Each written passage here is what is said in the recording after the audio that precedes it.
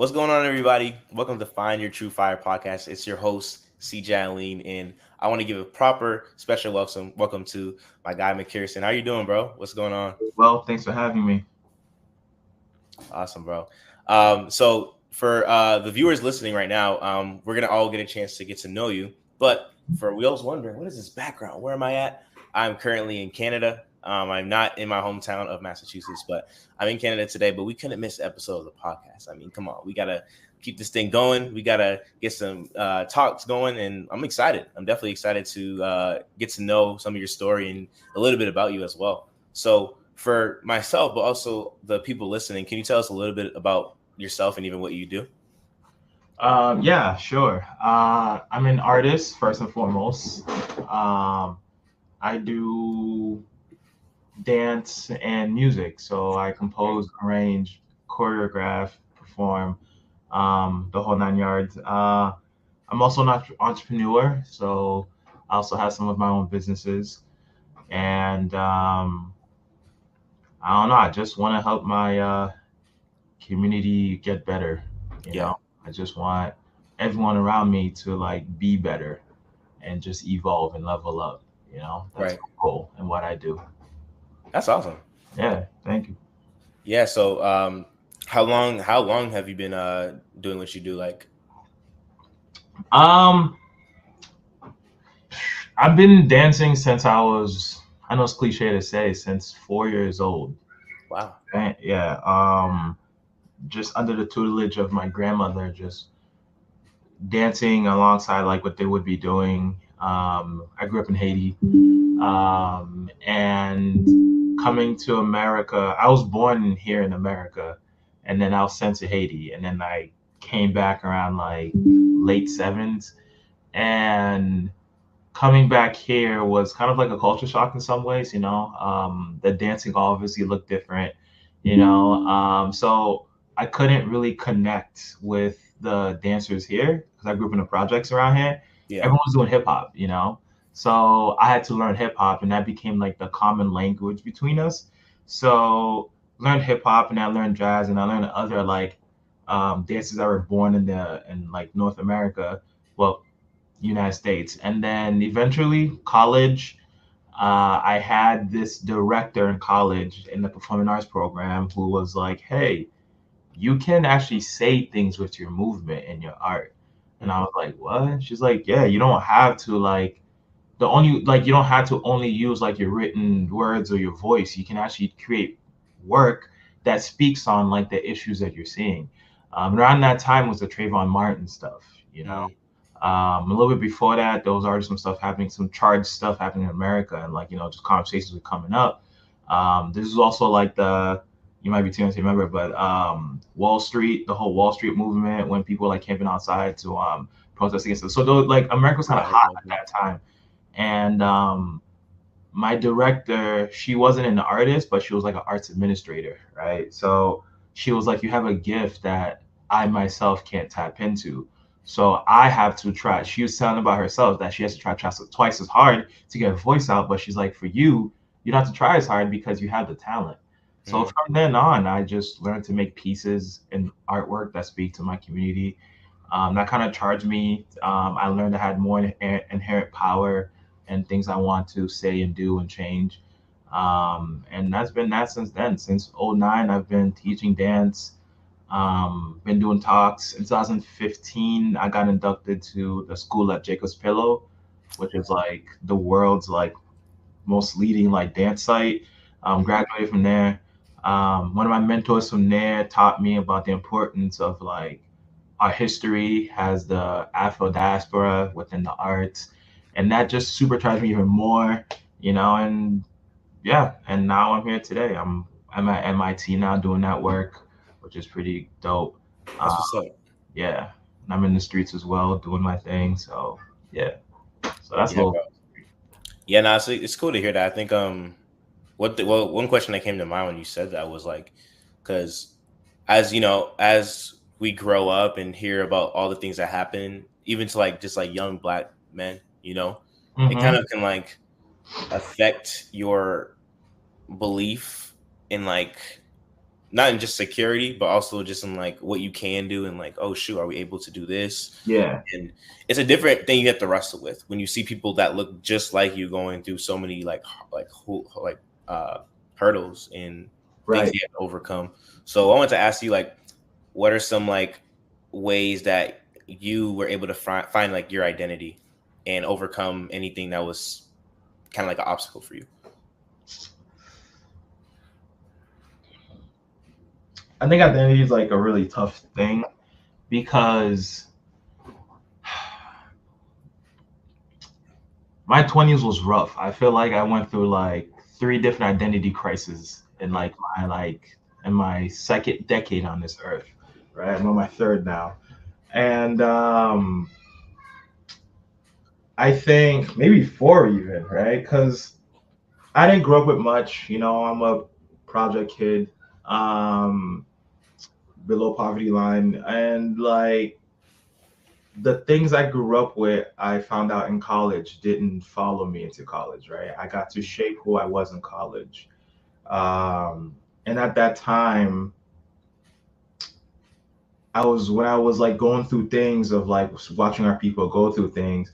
Yeah. I was also in a place, I was also always like smart. I knew I was smart, but through that intelligence, I sadly like took myself away from the experience of like what like where I lived only became where I put my head at rest, right? So I spent most of my days working with other artists, my director, and other people, right? So then I disassociated myself with where I came from, and it just became where I came from, right? I didn't identify as like, yo, I'm this person from this place, It just became as like, I am now McKersin. I still obviously kept my Black identity, like, but I didn't understand the power of claiming where you were from. So when I would see my people go through things, like you said, it would hurt because you see people look like you go through things, but it didn't necessarily connect with me in a sense of like it could have been me and it could still be me, you know? So around that time, and different people are like bigging me up, I'm in different circles. At this point in time, I'm getting into like more like wider spaces with ballet, contemporary movement, stuff like that. So I'm going on tour with dance companies. I'm meeting all these great people, and slowly, I'm like being pulled away from who I am. While at the same time, I'm being used for who I am, and I'm not realizing that, And it wasn't till I had like a big shock where someone told me I like walk and talk funny, and I talk different at that point where I became a different person. And that just kind of like had me thinking about it, but I didn't really think about it until I met my mentor, Monsell Durden, who your dad actually knows. And he just taught me the significance of what I'm leaving behind, right? Of like my culture and how important the history is, and how like I cannot move forward in my movement without tying who I am in it and where I come from. And that just threw me into a whole new trajectory, right? So I think that's very important in identity. I don't think you can move forward without knowing where you come from, you know? Yeah. So I had to learn that the hard way through trial and error. I don't regret anything. I learned a lot of great things I applied to my life today. But it wasn't an easy journey, and you could make it easier by telling young folk or me.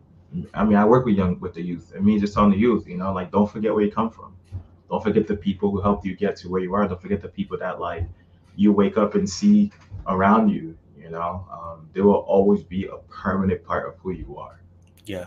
So, yeah.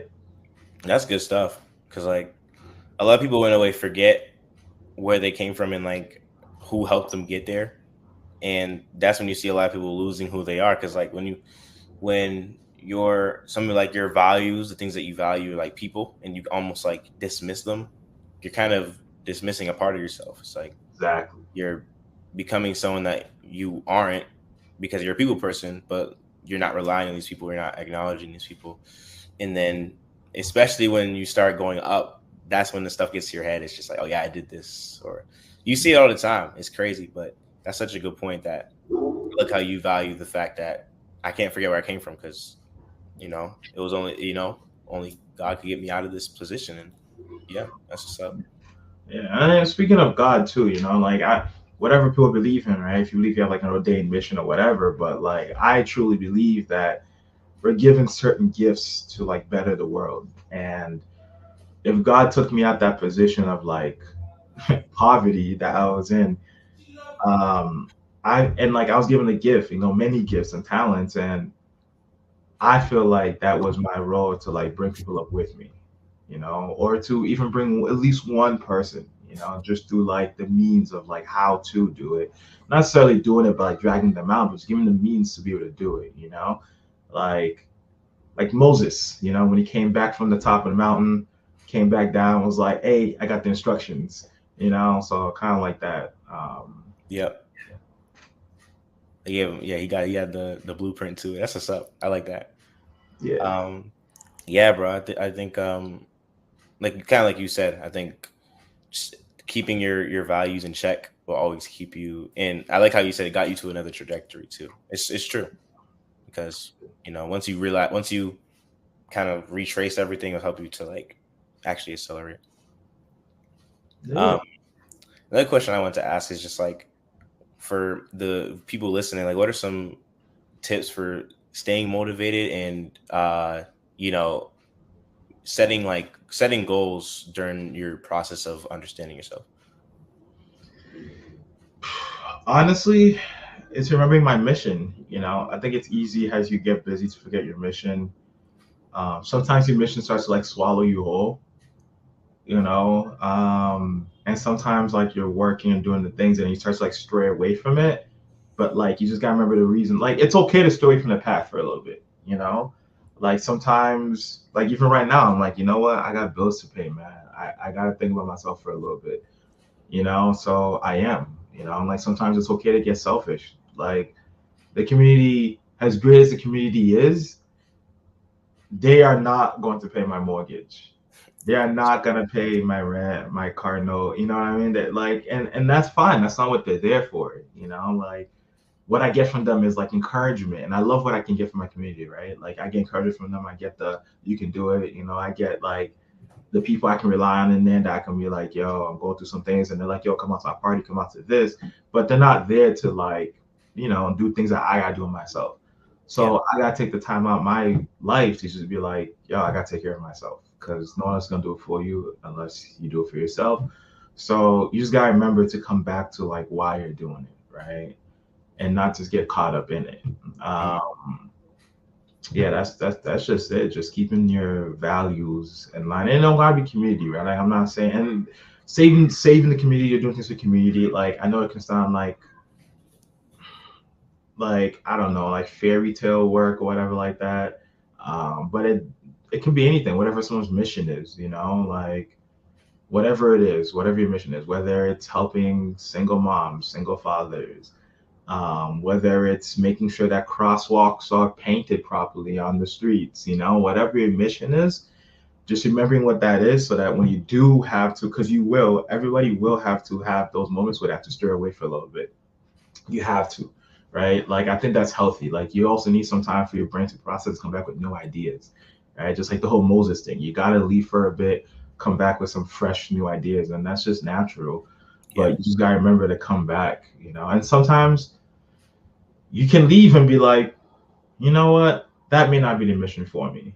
I think that's rare, but like I think it happens. And at that moment, it's not a decision you make by yourself though, it's a decision you make with other people around you to make sure that you're not burnt out. You always have a check and balance. I think that's also key. I try to not make decisions by myself, right? Sometimes I feel burnt out and I'm like, yo, these people are not effing what I'm giving them. They're just squandering what I'm giving them, like I'm doing my best.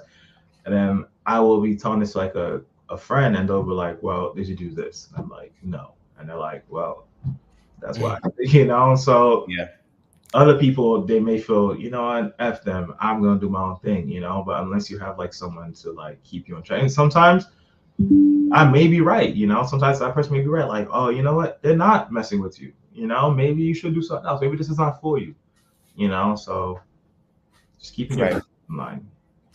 Yeah, that's good. I think it's true. Like you made a point just about like having like your peoples. That's It's crazy because sometimes we don't see the whole picture. Right. And that's why when you have people, especially those who know what you're doing and kind Right. of understand it, they're able to help you out and give you a different perspective. Right. And Right. those people are needed because without it, I mean, shoot, it's so easy to look at like one situation because like we hold on, us as people, we hold on to like the not so good, and that's all we can see. But Right. then when you have someone from another perspective, oh, maybe you just need time off, or maybe when was the last time you took time to yourself? It's Exactly. like I haven't done that, and those people always help you to keep you in check, and also just like kind of like just recharge. We all need it. We're kind of taught to be like machines, but we all need to recharge. It's so true. Right. Right. Right. Yeah, I agree. Yeah. Now, now, how how does empowerment play a role in your journey of finding your identity?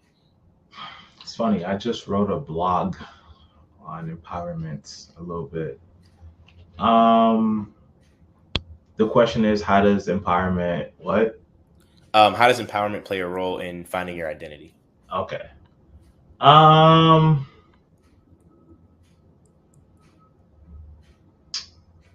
I'm trying to think of an answer that's not too like hoopla. Like I'm trying to think of like trying to strip away the jargon from my answer. I will say identity and self empowerment are just I like one on one, like one in one, right? And there's gotta be self empowerment. You can also get empowerment from other people as well. I think there's like multiple forms of empowerment, right? There's like family, there's friends, and there's self, right? And then there's like community, right? When you start to like go large, I think you can seek, but I don't think any empowerment is stronger than like your self empowerment. You know, like seeking that for yourself.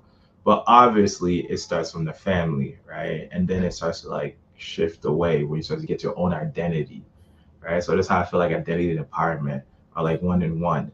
Until you start crafting what you want to be your identity, you still have to rely on people dear to you, mainly family and like close friends with that empowerment to like be comfortable enough to have that identity. Now, this is where like issues lead, where like people grow up without family structure, without people they trust, and then they don't feel empowered to like be out with who they are, right? Whatever you are, whoever you are, wherever you want to be in your identity, unless you have someone like telling you that like you can do this in the very beginning, it's hard for you to learn how to do that yourself. Yeah, You know? And I'm not saying that like you cannot learn that by yourself, but it is tremendously way harder to learn some form of self empowerment without getting like the catalyst from other people, yeah, without learning how to do it. Until you see it done through other people, it's very hard to learn how to do it by yourself. You know, it's like giving somebody a bowl of food and they've never watched someone use a fork and a knife. They're gonna eat with their hands. You know, it's yeah, gonna be a mess. Um, and until they sit down with somebody, they're just not gonna know how to do it on their own. yeah, So I definitely think that they're like one in one identity and self empowerment. And you may reach stages where you burn out of like the energy to self empower yourself, right? And you may need to go back to like the source, right? Whether it's your family, your close friends, or your community, and then just recharge to get that to go back to that catalyst again, you know?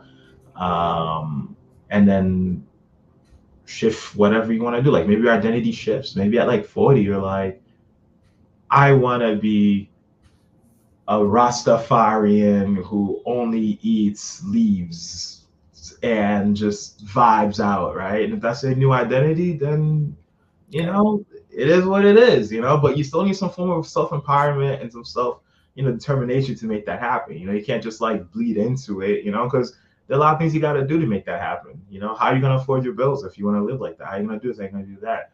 You know, right, like are you making sure that like you doing that doesn't harm other people? Like are you? So that's when you go back to others to be like, yo, can I do this? Is it smart? And they're like, yeah, you can do it, or no, you shouldn't do it. Wait 5 years, So yeah. So they're one on one. that's good. Yeah, I think I would say empowerment definitely plays a huge role because you have people all around you, like, or not everybody, but it's great to have people not even all around you, but somebody in your corner that is going to push you and say, Right, "Oh, right, I see something that you're gifted and you got to do this." Like, I've right. had that plenty of times in my life, and there'll be times where I just reject it, like, yeah, all right, whatever, like whatever y'all talking about, and then I would end up doing it, and it's like, wow, he was right, like and you can always give credit to those people. Like, those are people in your community that, like you said earlier, like, you get to give them credit for in a way where you came from, and some people see a vision in you before you actually see it, or sometimes you have a vision and people support it because it's you, and it's like, oh Mhm. yeah, you definitely got this. Like, those people are so, like, important when in the journey of, like, self-discovery, Very. because yeah, we all need a positive person in our corner. It makes us feel capable. um what advice do you have for someone that may not have that in their corner? Seek it, but hmm, I think their primary mission should be to seek it, but I don't think it should be their primary motivation. Hmm. Um, if you don't have people in your corner, sometimes it just may not be obvious that they're in your corner to you. Hmm. I think everyone has at least one person who tries to reach out from the shadows. Whether it's your teacher, whether it could be your boss, it could be your doctor, it could be anybody who, if they're not the person, they can at least plug you to a person. But I think if someone really feels like they're in the darkness, they don't have anyone for self-environment, get a therapist. Like that's literally their job. Their job is to empower you, and help you out. And you let your therapist know, hey, I need help with self empowerment, and they will focus on that. If you go to them, hey, I have all the empowerment I need, and I need help on like structure, they'll help you do that. Like they're there to help you with your mental and like how you view the world, right? And how you absorb information coming from the world. That's their job. Yeah. So that's what I'll say. If you truly cannot find anybody, which I don't believe is like 100% possible, right? I think we all got at least like somebody, but if you truly have nobody, start with a therapist, and they'll guide you, and like you can talk to them about who you do have in your life, and they may recommend that, hey, you should like go meet new people. What if the circle you're in is just a toxic circle, and you may need a therapist to tell you that. Hmm.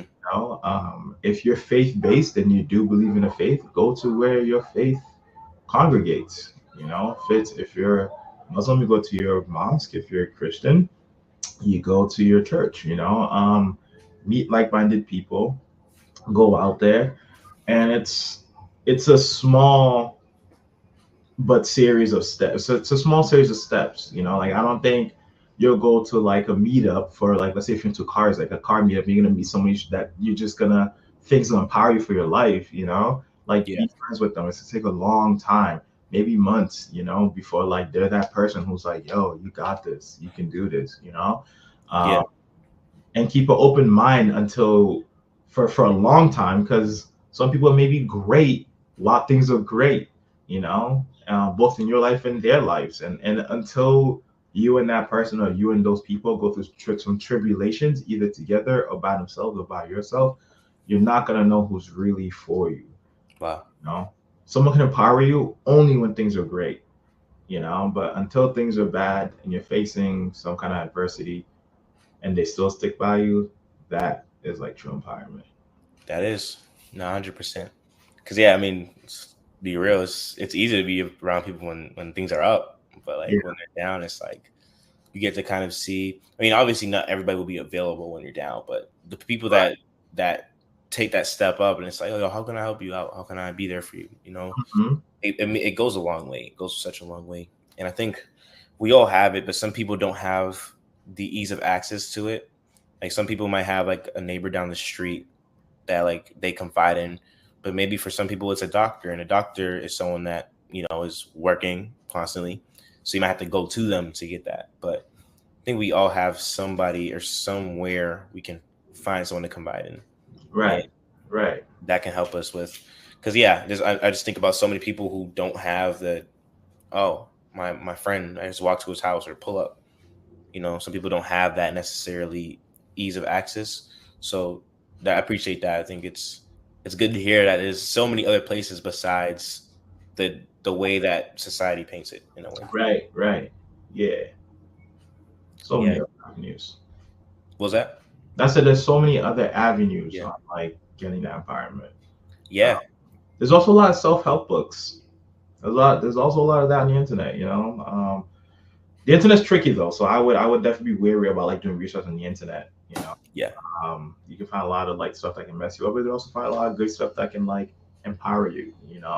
So um, I would say research your research. You find a good blog, you find a good book, research that book, go on Reddit. Hey, is this book actually good? If you're like, yeah, there's a self-empowerment book I've read that helped me get from like this to this point in my life. You go, cool, I'm gonna read that self-empowerment book. So there you also have resources. Like Yeah. day and age with the phone, library, Wi-Fi is free at the library, computers are free at the library. At this Yeah. point in life and where we are in technology, it's almost hard to come up with excuses as to not do certain things in your life. You know, Yeah. so you just gotta like get up. Just Get gotta, up. Let's get right. yeah, you gotta get up. That's the first. Get up. Yeah. Yeah, that's it. Yeah. Like that. Yeah. That's good. Um, so for those people maybe that have like a sense of like, I need some direction, like what advice would you have for someone like that maybe like are seeking direction and they're unsure about where to go next?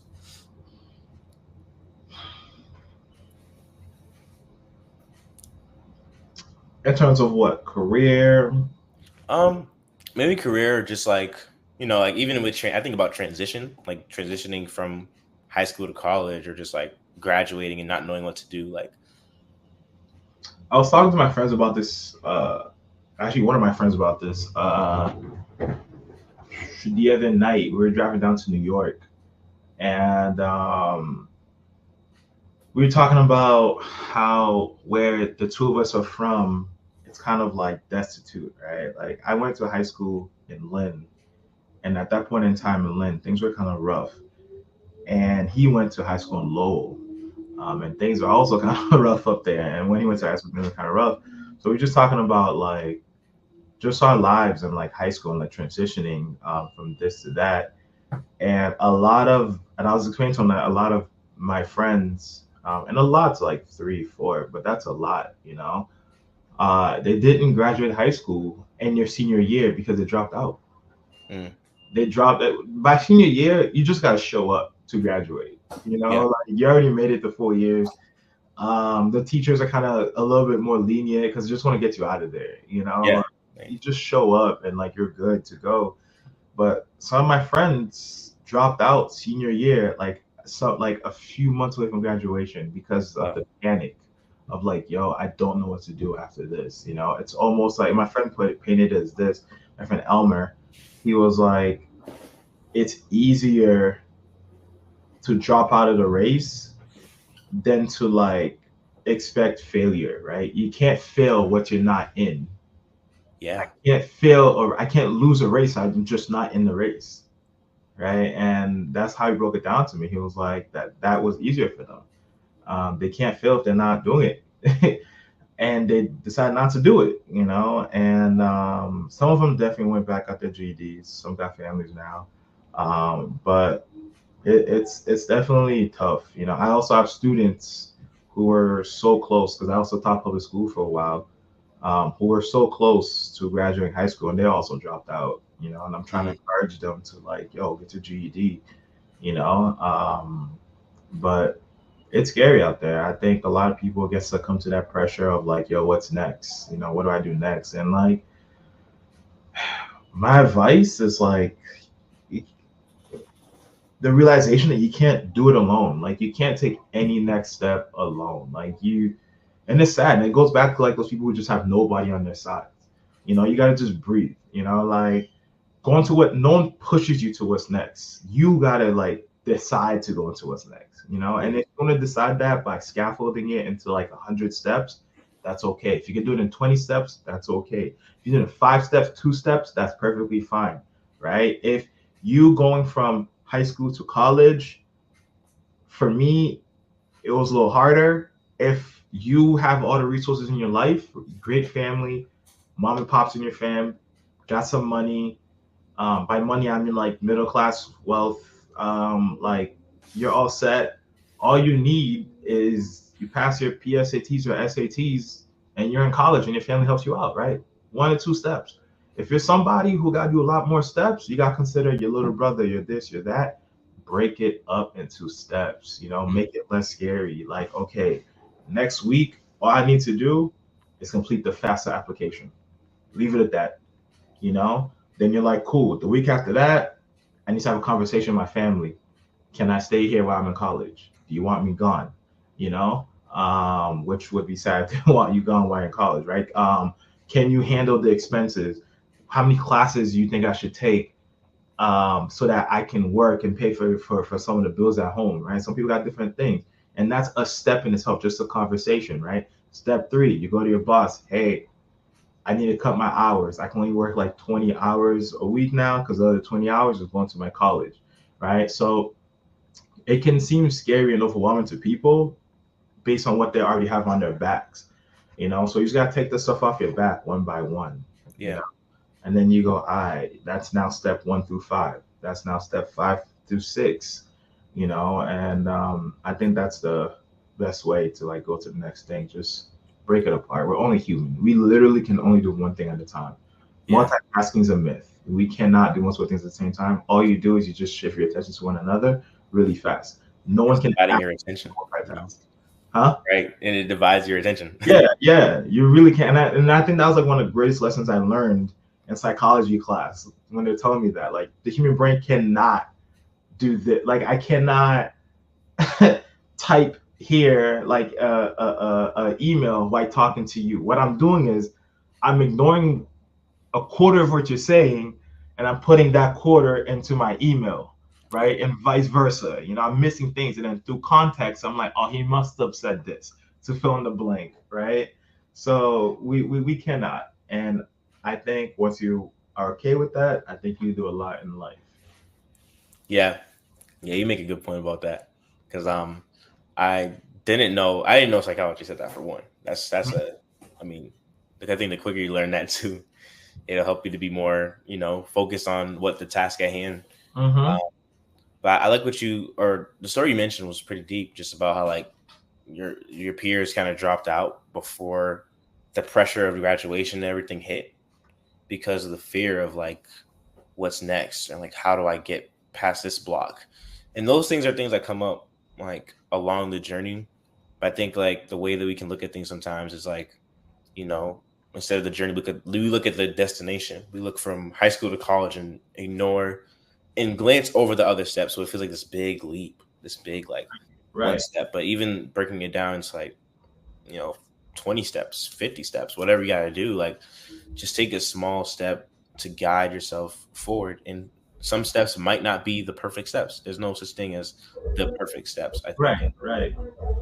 that kind of can also help take pressure off because I do think like it's crazy to think like when I think about the biggest fears in life, the three things that come to my mind is like, like death, um, public speaking, probably. Yeah, I hear people fear that more than death actually. Um, but also failure. You know, people don't like to fail, and to put that pressure on yourself is pretty big. Yeah, but we're all gonna make mistakes and things that we could have learned from. But those are all things we can learn from. And they also help us to even go faster or get to the step that we're supposed to get to. So Yeah, I think a lot of people, especially like me being young, I put a lot of pressure on myself trying to know everything I'm doing before I take the step. But it Mm, gives me just perspective. Like we really almost damage our, we almost like do it to ourselves when we over calculate a step or like think that, oh, I shouldn't take the step. It's too big of a risk. Um, so yeah, no, I like that. That's good. Sometimes you don't even know if it's big of a risk or not until you actually just do the damn thing, Facts. right? I mean, if you look at cars, right? If you look at what cars really do, you're in a hunk of metal traveling 60 miles per hour. The human body will not survive anything at 60 miles per hour Yeah. unshielded, right? So our bodies were not created to be traveling that fast. Um, so if you think about that and that's all that's on your mind with driving, you might never drive. You just got to get in the car and try it out after you do the lessons and be like, this ain't that bad. The gains from what I gained from doing this supersedes all the fears that I may have. you know like you can now go on dates, you cannot get your own groceries, you cannot, you know what I mean? Like when you start to look at like what certain things open for you, I think it almost makes it worth it, and it almost kind of like alleviates some of the fears that some people may have. You just gotta just jump. Yeah. Like going to college, you now meet a new group of people. If that's scary to you, cool. You now learn new stuff. You now took a step into ensuring your future, and that should alleviate the fear of like, oh, God, you're scared, So you just gotta find the motivation sometimes, like why do I want to do this? Yeah. And sometimes you just got, and sometimes if you don't even know why you want to do it, sometimes just trying it out is not that bad. Just try it out. You may try driving. You may almost hit someone and be like, all right, I suck at driving, never doing it again. But that's fine. At least you tried it and you know you're bad at it, right? There are great people who are great drivers who have went into some terrible accidents. You know, I think one of my favorite quotes from a celebrity was by Jim Carrey. I can pull it up, but he said something along the lines of like, if you can fail, I forgot what it was. If you can, it was something like, if you can fail not doing something, why not fail at least trying it out? Something like that. I need to look this up. I want to get it right because it's such a good quote that like I don't want to butcher it. I don't want Jim Carrey to ever run into your podcast. He's like, that's not, you So, know, shout out Jim Carrey. huh? As in, shout out Jim Carrey. Yeah. Let me see. Quote about failure. All right. Perfect. You can fail at what you don't want, so might as well take a chance on doing what you love. Hmm. Might as well, right? Right. You can fail do something you like. You can fail going to a job you don't want to work at. You can fail, I don't know, like the most basics of things that like you just don't want to do. And sometimes you will fail. Failure is part of growing. It's part of a lesson. It's part of your life. So if you can fail doing stuff that you don't want to do, that you have to do on a mundane basis and every day, you might as well do something you want to do. You're gonna fail at both of them eventually, but you gotta keep going. you Yeah. know, I'm going to fail at my job sometimes. Like I'm going to miss a report one day, that may happen.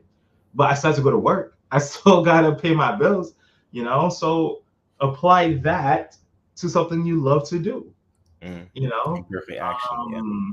Yeah, like I don't know, let's say build cars for a living. I'm gonna fail in the beginning, I may not get enough income to like get that dream car. I may miss it by a few $1,000, but if failing a deadline at my regular day-to-day doesn't stop me from going to work, why should failing to get a couple of grand or whatever for whatever I want to do stop me from doing that? Right. It should be a transient thing for you, so you're going to fail at one point or another. Yeah. No, I Because we appreciate that. Or appreciate you sharing that. It's good stuff. yeah, Uh, it's a good perspective too. Like, may as well try doing something you actually want to learn how to do. And might as well. we always got to miss the mark because failure is basically just missing the mark.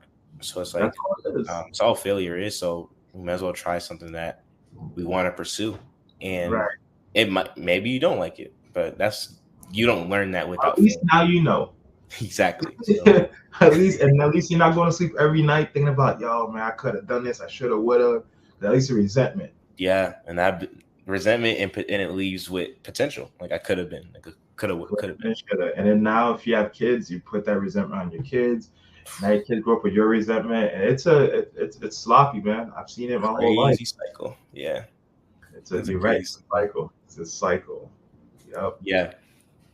So like, even from just your experience, how can someone incorporate self-discovery in their daily lives? Like how can someone work on themselves to if they feel overwhelmed or they lack confidence, how could they incorporate with like self-discovery and things like that?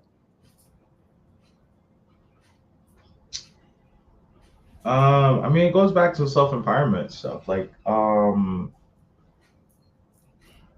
motivation, I think, is also key. Like, you gotta be motivated to want to change and want to grow. You know, if you don't have any motivation, it's gonna be hard for you to do anything. Like, if you want to be a better friend to people, you're going to want to look up how to be a better person, right? You just gotta want the better for yourself. That's just it. I think that's the hardest part of being human. There's no, I can't answer this with a right answer. Like there's no right or wrong way to push somebody to want to be better. I think personally, everybody should push to be better, but it's like the horse in the river. You can bring a horse to the river to drink water, but you can't force the horse to drink the water. We all know the horse needs the water. I know the horse needs the water. You know the horse needs the water. The horse may even know it needs the water, but it at the end of the day decides if it wants to get the water or not. It knows it needs it, but wanting it's a different story. Yeah. I think all humans, all people need to constantly evolve and grow. I think that's a part of, even if you look at biology, right? The one of the key definitions of what is alive is its ability to grow, right? I think there's like 4 of them. It's like ability to respond to external stimuli, growth, and there's, I forgot what the other 2. Ability to reproduce, and I forgot the other one is because I'm not thinking about it right now. But growth is a part of like biology, right? And we're nothing but biology, and you may grow physically, and that's what people think that like growth is. I'm an adult now, so I know everything because I grew up to be 40. I grew up to be 30. I now have knowledge to know it all, but that's not true because your body's just growing. But up here is still stuck at whatever age you're at. Like evolution takes work. Like growth takes work. Even growing as a human being takes work, right? Because you have to feed yourself. That's work. You have to go to work to buy food to feed yourself. That's work. Spiritually, you have to go to church. You have to go to mosque. You have to meditate to grow spiritually, right? Mentally, you got to study. You got to read up on blogs. Read my blog. You got to watch podcasts like this. You got to, just do things that elevate your brain. And people think just because they fed their physical bodies that like they've mastered it all that they need to master. But that's just one aspect of who you are, and like you ignore all the other parts of it. So I think it just has to come from the person. They just have to want to evolve. And eventually what may happen is that some people learn the hard way when everybody starts to distance themselves from them, because they're like, wow, like you're thinking like when we were like in our early 20s, like we're like 30, 40 now. Like, no, I don't want to party with you on the weekends. I have a whole family, Right. like you got a family, so I may not want to hang out with that person no more. I'm gonna hang out with other like-minded people who want to grow. And that when they get to that point where they're alone and lonely, they'll have 2 options: either grow or go chase people who are on the same wavelength. Yeah, that's and good. that's that resentment again, right? Now what happens when you go into like these pools of people who don't want to evolve is that when you start to evolve, they start to knock to others down, right? Crabs in a barrel. Like, how dare you evolve? We're all here in the same boat. You don't get to evolve. Who do you think you are? So that's what happens, and Right. scary place to be. And then That's your tough. kids now see that's the kind of friends that you should keep around you. Now your kids are gonna keep those same kind of friends around them and do their job of keeping their friends down from growing. It's that Man, cycle all over again. cycle. It's one. It shows how powerful your example is. We all have an example that's following us. It's just it could be for the best or for the worst around Right. people around you. So you definitely want to make sure your example is on point if you're going to teach something. And for two, like, I think that's good. I don't know why, like, you don't really think about that often. You think like wisdom comes with age. I mean, that is true. I think it does come with age and experience, but like wisdom and even just getting out of a stuck mindset is not like you turn 23 now you're out this mindset. The stuck Right. mindset is something that you can decide based off motivation and based off how bad do you want it, how much do you want to actually grow. Right. And Right. you get comfortable, and we're all stubborn people, but as you can see, like 30-year-old 40-year-olds, like, oh, I'm grown, I know this, but reality is like you didn't seek it out to learn.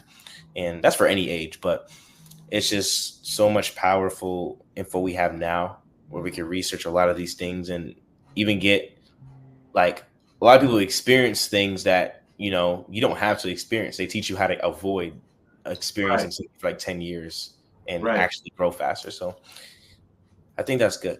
I think that's good, just to honestly keep seeking it out. I think experience only comes with age when that person is able to realize that they're at that age.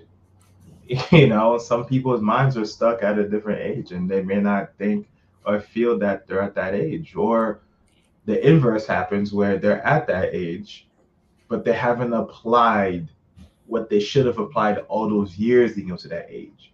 Mm, So their body may be like 40, 50, 60, but their mentality is stuck at like their 20s. So they're God. trying to tell you to know everything, but they stop growing at 20, you know? And you could jump that, right? You could be a person who stopped growing at 20 and reach 70 and be like, yo, I wasted 50 years of my life just chasing clout, right? And now they have the wisdom to be like, I don't want you to do that, and now their wisdom is the lived experience of all the mistakes they made. Yeah. Right.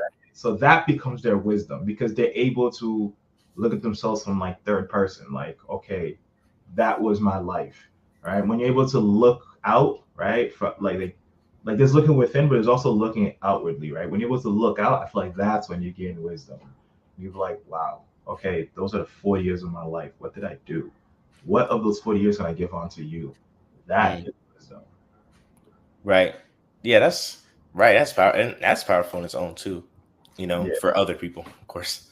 Yeah. Um, but yeah, no, it's a good perspective, and yeah, I think it ultimately, like, if I was someone listening to this podcast, I would think like, mistakes are everything kind of works out. It's based off of scripture, but everything kind of works out for like the good, and it could help somebody else, or it can even help you to through your failures to like learn how to be better. And failure is something that we should be more like ready for, like brace our, oh yeah, let's fail.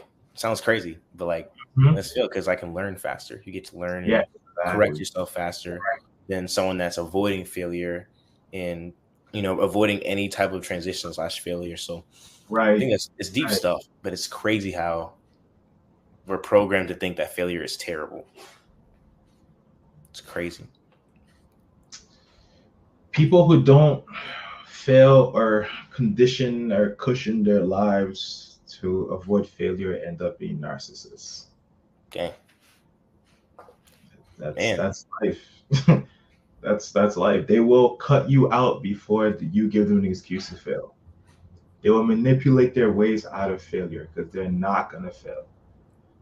They don't want to look. They don't want to look inept at anything, right? it's sad. And like that goes back to like the trauma, right? Like parents, there are parents who do not let their kids fail.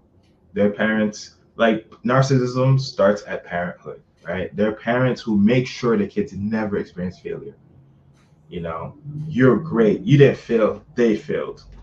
They failed you. Dang. You know, that's what breeds a narcissism. You know, they get into a bad relationship. I wasn't the problem. They must have been the problem somehow. You know, at your job, you know, you're doing X, Y, and Z. Like that's not my problem. That's just like a you problem. I'm great. You know, and so when you don't experience failure, it definitely leads to like some twisted individuals. You know, Okay. when you're unable to process failures, you got to the good and the bad, yo. That's life. Yeah. You got some like psychology behind this. That's crazy. That's crazy to Seen a hear. lot, been through a lot. See it. I definitely see it in the in the way you respond. So this has been awesome, McKersin. For those who've been listening and for those who are watching, where can someone find you and get more information about what you do? My website. There you go. It's at the bottom on the Hey. little secret thing. Yeah, to go to myname.com, McKersin.com. You can follow me on Instagram. Also, my name. The great thing about my name is that it's like the best SEO, right? Like you just type my name and you'll just find anything you want. There you go. Yeah, you can. My email is myname@gmail.com. So you can email me at myname.gmail.com. You can just do myname.com. You can just do my name, Instagram, Facebook. So I'm everywhere. Thank you so much for being a part of this, and I hope this helps somebody find their true fire. Thank you guys so much for listening. Yeah, and nice meeting you as an adult, CJ. Yes, sir. I don't remember me, but nice seeing you Man, guys. no, I remember actually a lot of the crew. So it's cool. Like it's actually cool, like that now I'm talking to you as an adult. It's like crazy, but like it's It is.